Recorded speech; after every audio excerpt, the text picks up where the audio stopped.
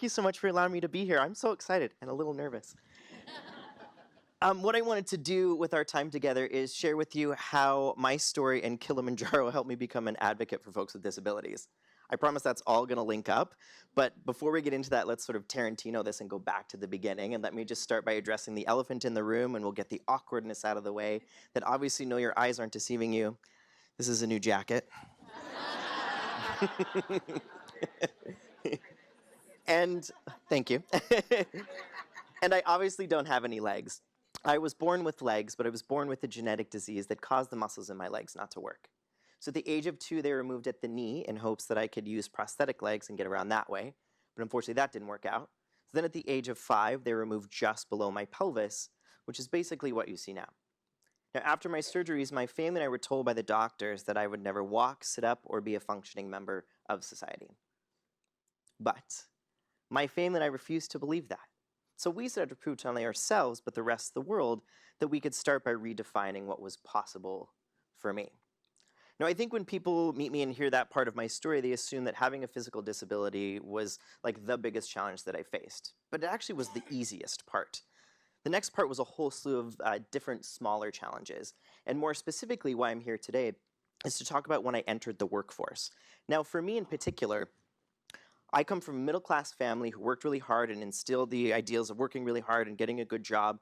And I got my first job at 13 working for my grandmother at a real estate business, which was amazing.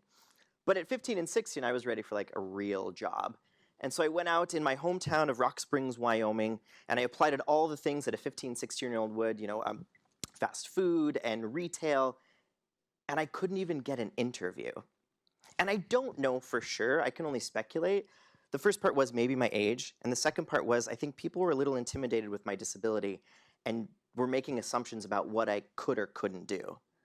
And I felt really frustrated by that because I was watching all of my friends have no problem finding a job. And so we found this amazing program in my hometown that helped folks like myself and young people find jobs and help people understand what they can do. And so this incredible woman introduced me to Dave Hanks, who is the director of the Rock Springs Chamber of Commerce. And I knew it was different from the moment I walked in. He saw the skills that I had and basically said, what do we need to do to accommodate you here? We'd love to hire you. You clearly have people skills and your admin skills look pretty decent, so how can we help? I was like, well, you've got a tall counter. All I really need is a stool to reach the counter. Or if you're cool, I'm fine to just crawl up and sit on the counter when people come in and have inquiries. And he said, great.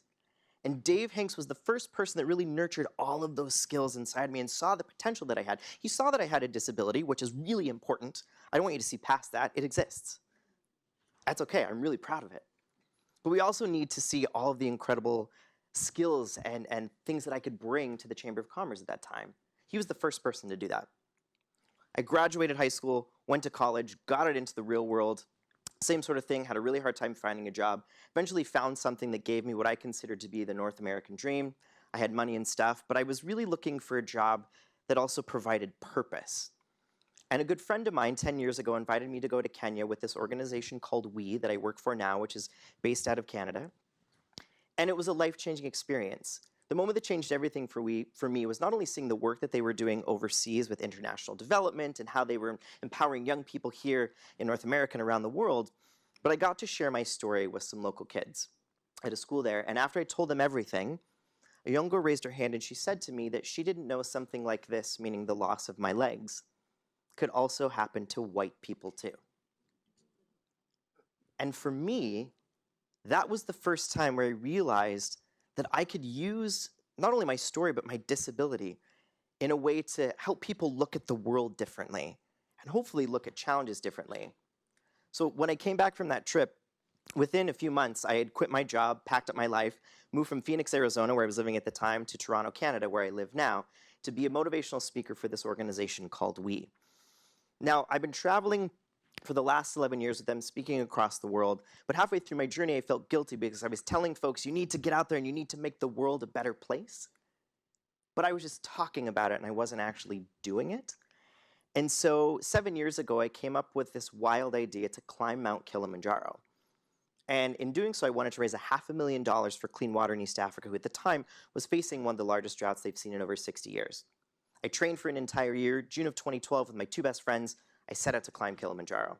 The hope was I was going to do half on my hands and half on my wheelchair. But when I got to Kilimanjaro the first day, I did about 80% of my hands and 20% of my chair, and that's how the rest of the journey was going to be. I'm really grateful that my friends said they would come because they were amazing at saying encouraging words and physically helping me when there was parts to do so, carrying me above their head, helping push me in my wheelchair. What I didn't anticipate, though, is that on summit day, around 18,000 feet, my buddies got altitude sickness and I didn't. We joke it's because of my height, but I don't know if that's real. I watched my support system crumble before me, and this was the first time in my entire life where I wished that I had legs that day. Because if I had legs now, I could be the one to carry my friends like they had carried me. But I don't have legs, so I did what my parents taught me, and that was to focus on the things that I could do. I stood in between my two best friends, and I said this journey started with the three of us, and it's going to end with the three of us. And this is what happened next.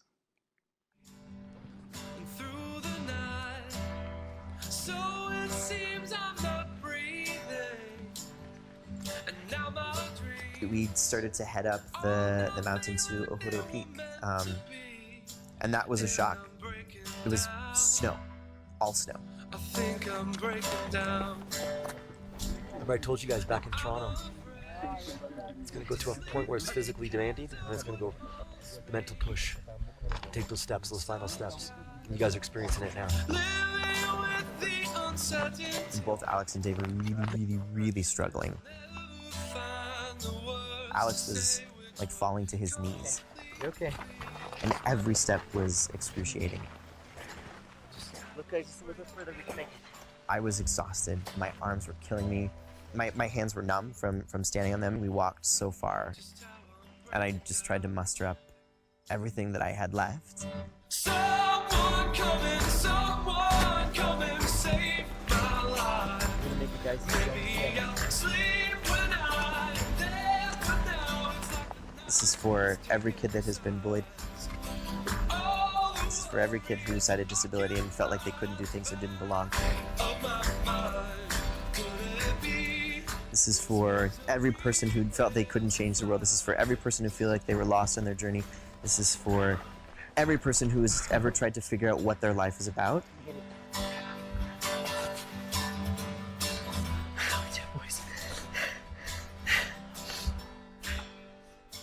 I was told I would never walk or be a functioning member of society. And I'm at the top of the largest freestanding mountain in Africa. This is for you. So we made it to the top. Thank you.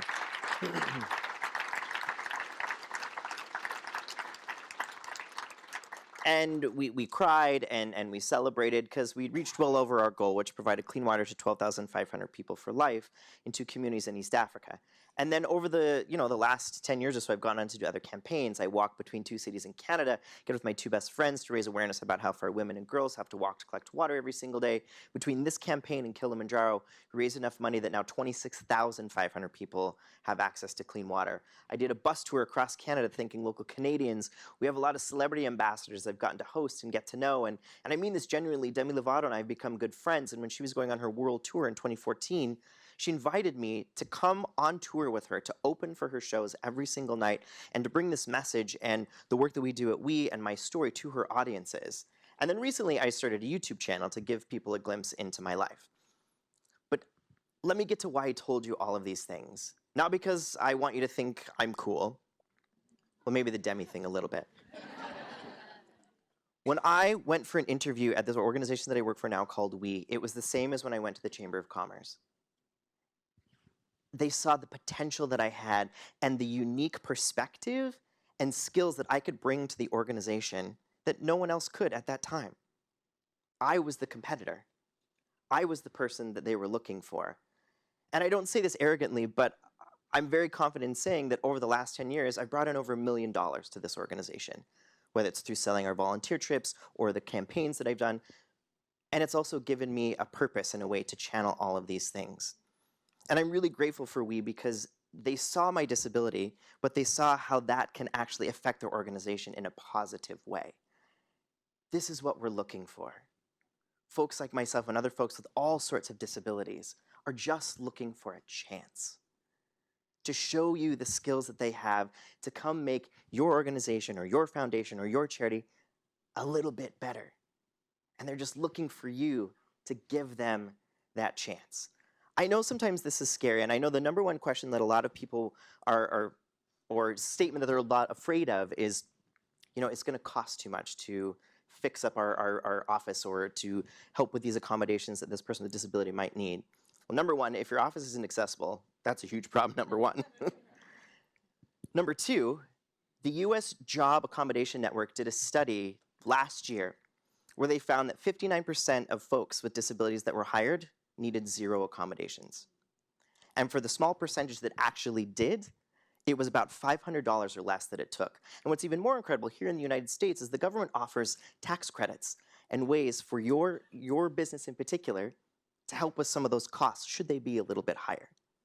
So that shouldn't be an issue. And if we use me as an example, and we look back at all the jobs that I've had, Chamber of Commerce, I needed a stool, $30.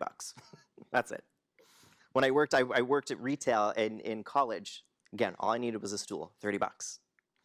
For one of our buildings at the time wasn't accessible, so they put in a lift, a couple $100. That's all that it was. That's all that I needed.